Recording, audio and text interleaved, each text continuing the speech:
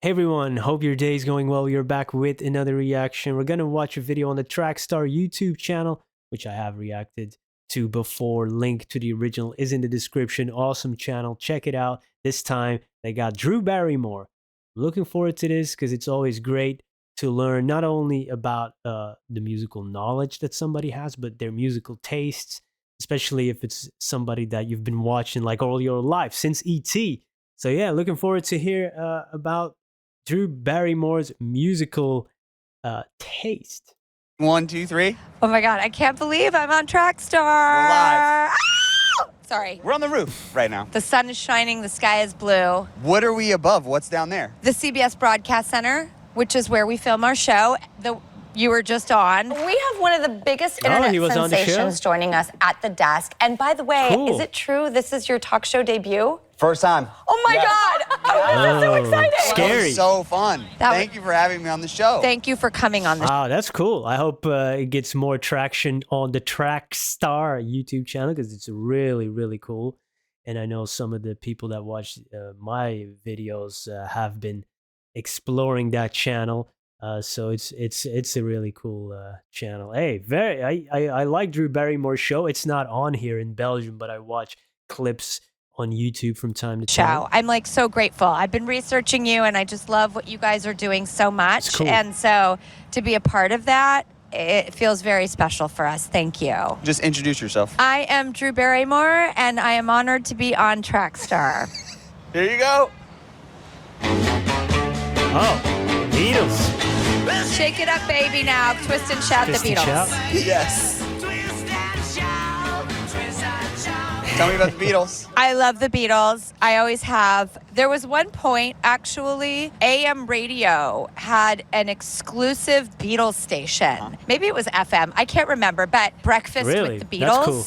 I listened to it obsessively, and all they did was play the Beatles. You know, I was born in 1975, so that is post when they were together, but I grew up in the era where Elvis and the Beatles and all that music was still so prevalent and relevant, of course. coming out of a lot of rock and blues, going into a lot of disco. And then, of course, I'm a child of the 80s as well, so bring on the synth rock. I've always loved every type of music. Yeah. There's not really a genre I'm opposed to. That's me too. Yeah, if it sounds me too. good. Me too. I listen to many genres. Of course, there's other genres that I prefer, or some that, you know, for me are a little too much when it comes, you know, with that really, really hard metal with screaming. I love that. But when it's too much, it's sometimes distracting for me.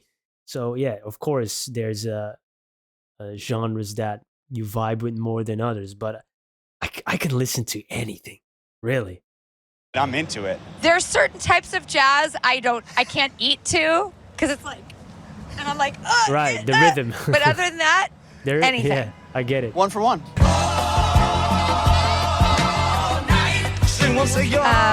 my God, I know this so well. I'm so mad at myself right now. Take your time. Oh God, Yes. mother. David Bowie. Oh God.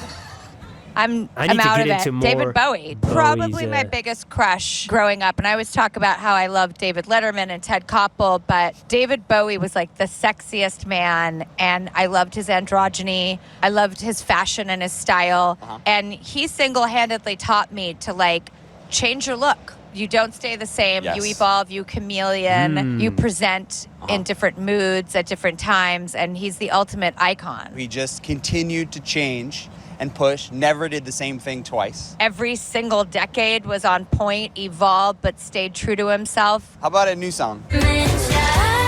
Sabrina Carpenter. Yes. I love her, and one of the reasons I've only heard snippets of songs here and there because she kind of blew up. Was it last year? Was that in 2025? I think so, kind of where she was everywhere, right? But I don't think I've ever listened to an entire song. My daughter probably. love her is exactly Maybe. what we talked about on the show. I feel right now, technologically speaking, we're depriving people of music from other eras and times, but all the artists are actually teaching all the younger kids what their inspirations were, and Sabrina Carpenter's a big one for me for that. She has a very old sound to me. 100%. Very Motown, sort of like 50s poppy. There's a sexiness there. There's her voice is so unique, but she winks. It's like there's something very coquettish and 50s about her in the most modern, fresh approach. Yeah, she's fire. She is amazing. She's timeless. Come on. I love her. 3 for 3. I wanna make you smile. Adam Sandler, grow old with you. What is this She knows song? him, of I've course. told people this story before, but I didn't hear it until the moment we were filming, because I tell Adam, you cannot play me anything before. Yeah.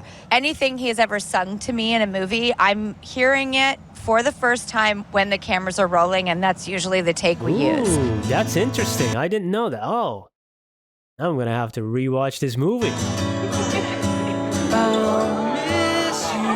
Man, nostalgia. Give you my coat when you are cold.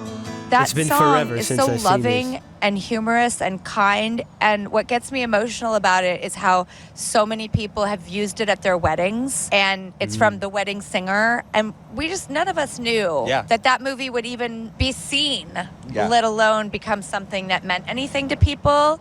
So I just go right back to that set of like a piece of an airplane that we filmed for a couple days on, because it's a long sequence. My reaction in that film is me taking it in as I'm listening to the lyrics and hearing his voice. What I love about Adam Sandler is he can be so silly and then he can rip your heart out with something that's so tender and sweet. And that's so rare. He's a genius musician. He's an amazing musician. The thing that I saw in Adam that made me ask him and beg him to come meet me at a coffee shop in the 90s, I was like, I can tell that you have the two things that mean the most to me, which is heart and humor. And I believe in my gut from this like cosmic pull we're supposed to be together. So all the films we've done together, we really sit and think about like, where's the balance? Yeah. When's it going too far into comedy? And where can we pull it back so that it speaks to the heart, to women? He'll even say like, we've gotten too far into the sweet, we got to go back to the funny. Right. And then we used to say like, well, we know what girls want. And him and his team at Happy Madison would be like, well, we know what boys want. Well, iconic pairing. Am I 3 for 3? That's 4 a for good 4. I'm 4 for collab right 4. there.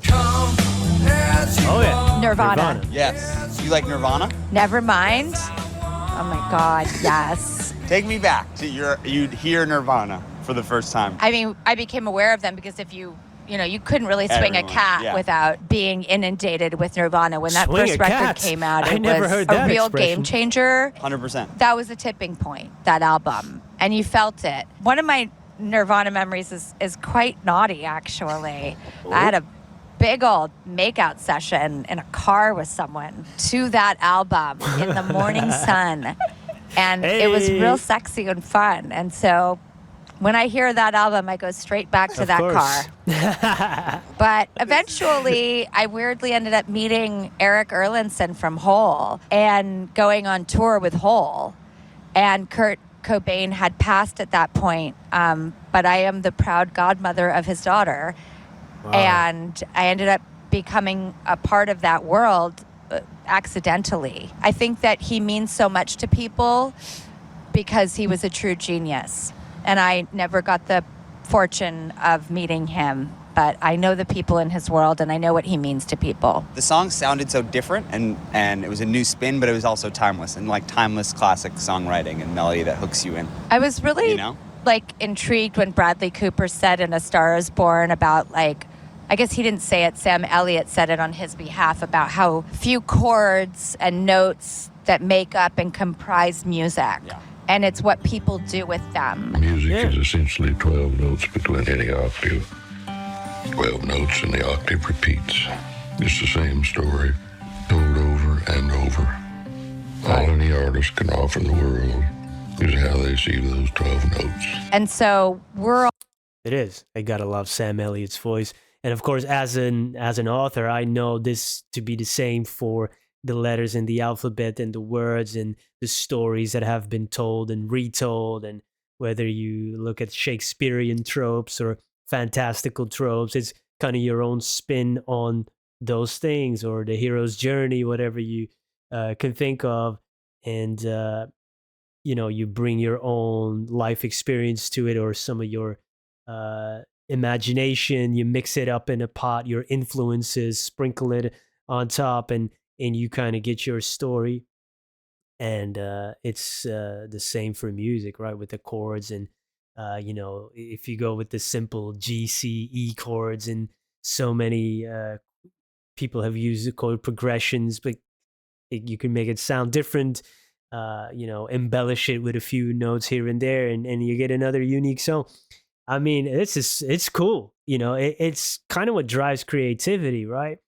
You have these so-called limited options, but in that realm, you have unlimited possibilities, which is it's very cool. All pulling from recycled inspiration and other people and art of stuff from the beginning of time. And it's like, what do you do with that? Hey. Yet some people really just come out of the gate as these pure originals, and he was one of those people. Why is it so hard to accept the party is over? Sounds familiar. SZA. Drew Barrymore. Duh. She has a song called Drew Barrymore? It's funny. I never wanted to play the game Name That Tune because I could never get it. And it's like, oh, I know the song, I know the words. What is it? Oh, duh. SZA, Drew Barrymore. Yeah. What happens? Like, oh, look at this. There's a song. Someone sends it to you. You're like, oh, what's this? I don't remember how I discovered the song. Like, I remember the Bryce Vine song. Yeah. You're the next Drew Barry. I want more. People came and told me about it, and then I went and found it and listened to it. The SZA song was like an organic, it dropped in my life, and I was like, I wonder why this is called my name. Because listening to the lyrics, it doesn't have to do with me. And so then I get to actually ask the source, SZA herself. She asked me to do the music video, and I said, I will be there. And it's just a very quick exchange of a moment. I said, really, this is like so... Well, that's a great way to get Drew Barrymore in your video. You just name a song after about you and not about me. But if like I could just walk through and, we could make eye contact, that feels right and honoring and present without taking anything away from you. So that's how we did it. Sorry, I'm so clingy, I don't mean to be a lot. Do you really wanna love me that like you say you do? Give it to me like you say you do. During that time, we hung out in her trailer and just had like so much fun. And she is so cool. Like, when people are so cool and you're like, I feel like such a dweeb. 100%. But it's like not her making you feel that way or even wanting to. She's just like the epitome of cool. And so I asked her, I was like, why did you name it this? And she had mentioned something about, she had been thinking about me, and this is a timestamp in her life. And for whatever reason that made sense to her in that moment, she stamped it with my name. Such a privilege, because she is the most amazing artist. And I am so glad that someone like her is so recognized as the great artist she is. There's like no one not saying SZA's everything. So I'm just happy for her that her genius comes through and across to everyone. That song is one of the best songs I've ever heard. I can't believe it has my name on it. But it is about her more than it is about me. This playlist, interesting. It's pretty good so Never far. heard it. Yeah, it's great. I feel like we got some tunes, some nice tunes. The Aura. Are you ready? Yeah. Here she comes again. I love this song. This is the Name That Tune thing that scares the crap out of me. The cars. Yeah. It's like, that's what Name That Tune always screwed me up, is it's because I'm not a musician. I know the song, but it's like, sometimes it just takes me. You know that you're doing an amazing job. You're doing better than most people. You are, yeah. I'm not competitive, but dope. You think you're Better not, than but me, you're crushing. for sure. Thank you. Hiding my tears in my eyes. Oh, The Cure.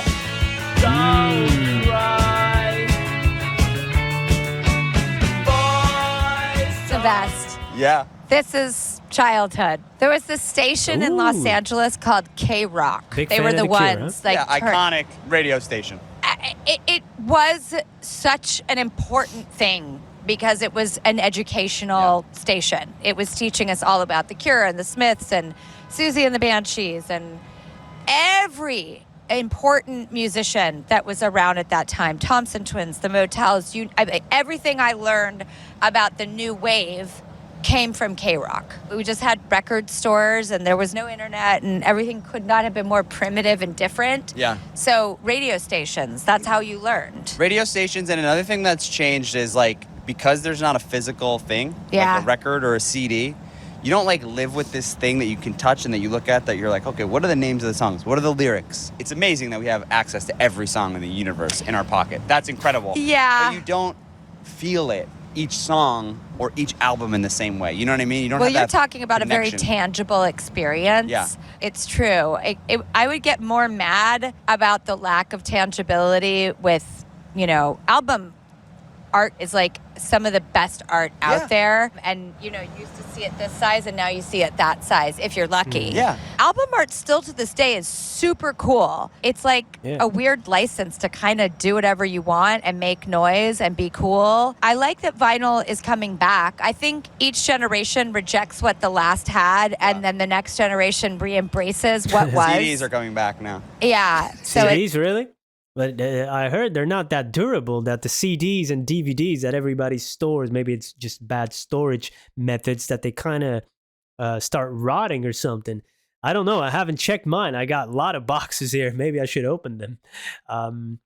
Yeah, it is true that it is cool that we have every book, song, movie at our disposal at every second of the day. But at the same time, that makes it, of course, less rare, less valuable. If we have only a few of those things, we cherish them. We have precious memories. We hold them close. We take care of it, right? And if you have an abundance of things, it makes it less. You're kind of like, it is what it is.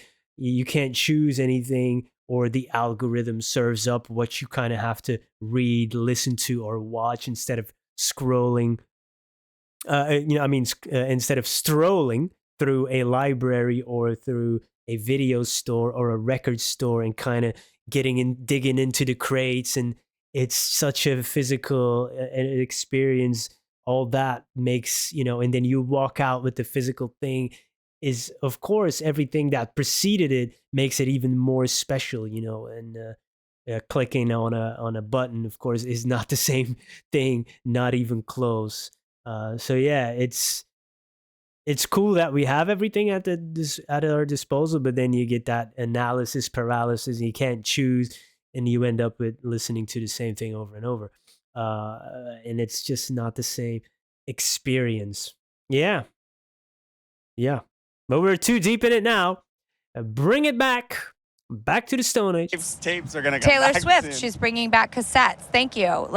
That's exactly right. I have all my mixtapes still. I never lost any of them. What you just said, I think, is what makes me not mad, is we do have every song in our pocket. That I don't know if I would trade. You kind of want both.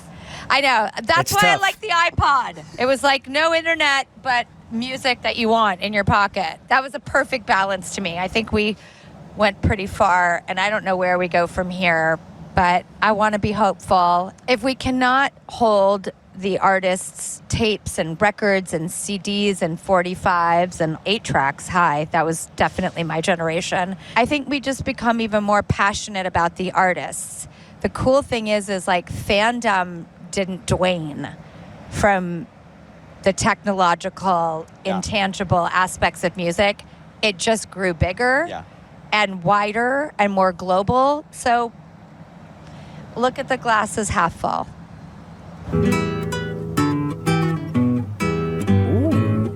This has a long intro. Wake up, Maggie, Rod Stewart. The prelude is very Shakespearean court jester, performing in front of the royal court, which is so weird because when the song kicks in and that drum kicks in, it is not court jestery at all. It's actually very sexy. It's a fire song. His voice was extremely extremely because it was so raspy and hot. Mm-hmm. Oh, I love Rod Stewart. I was in Germany when I was 11 years old, I started when I was 11 months old, but I was 11 years old, and Rod Stewart's band came through Munich where I was filming, and I got to hang out with like the band all night, and it was so wild and crazy and cool. Rod Stewart was like what a life, nowhere around. It was mostly his band. Yeah.